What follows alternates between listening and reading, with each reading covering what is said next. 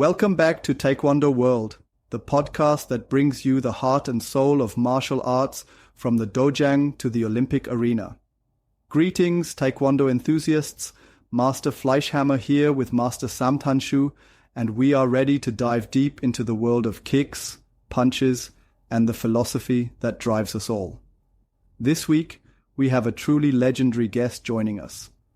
A pioneer, an innovator, and an Olympic gold medalist, and a 9th Dan black belt, who has shaped the landscape of modern Taekwondo. Please welcome Herb Perez. Thank you. It is a pleasure to join you both, and I have always enjoyed watching your careers and listening to your podcast. Kukkiwon headquarters recently announced the formation of Kukkiwon USA. Can you describe the goals and intended purpose behind establishing this new entity? While the stated goal of Kukkiwon USA is to unify and standardize Taekwondo in America, the actual effect seems to be the consolidation of power and control under a very select group. It appears to be more about creating a new hierarchy rather than truly supporting the diverse and thriving Taekwondo community that already exists here. What process was used to select the leadership for Kukkiwon USA? What criteria were prioritized in this selection process? The selection process lacked transparency. It appears the primary criterion was pre-existing relationships with those in power at Kukkiwon headquarters. Qualifications, experience teaching in the USA, and contributions to American Taekwondo seem to have been secondary, if considered at all. How does the creation of Kukkiwon USA relate to the existing organizational structure of Taekwondo in the United States, particularly regarding established organizations and schools? Instead of collaborating with existing, successful organizations, Kukkiwon USA seems intent on supplanting them. This creates unnecessary conflict and undermines the decades of hard work many grandmasters and masters have put into building the American Taekwondo community.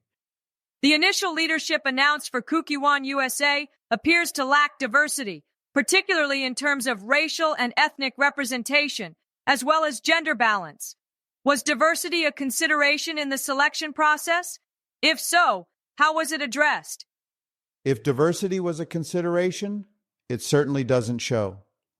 The leadership is homogeneous and doesn't reflect the rich tapestry of American Taekwondo. This suggests that either diversity wasn't prioritized or the selection process was inherently biased. Given the diverse demographics of Taekwondo practitioners in the United States, how does Kukkiwon USA plan to ensure that its leadership reflects the broader Taekwondo community it aims to serve? So far, there are no concrete plans to address this lack of representation. This raises serious doubts about Kukkiwon USA's commitment to serving the entire American Taekwondo community, not just a select segment of it. What steps will Kukkiwon USA take to actively promote diversity and inclusion within its leadership structure in the future? Are there specific goals or timelines for achieving greater representation? We haven't seen any indication of genuine commitment to change. Without a transparent plan and timeline, any promises of future diversity ring hollow. A fundamental shift in approach is needed, not just superficial gestures. It has been reported that all foreign nationals, regardless of their rank, experience, or contributions to Taekwondo in the US, are excluded from any position within Kukkiwon USA. Can you explain the reasoning behind this policy? This policy is about control, not organizational necessity. It's a deliberate choice to exclude some of the most experienced and knowledgeable Taekwondo practitioners in America. Many highly respected grandmasters and masters who are U.S. citizens have dedicated their lives to teaching and promoting Taekwondo in the United States. How does their exclusion benefit the development of Taekwondo in America?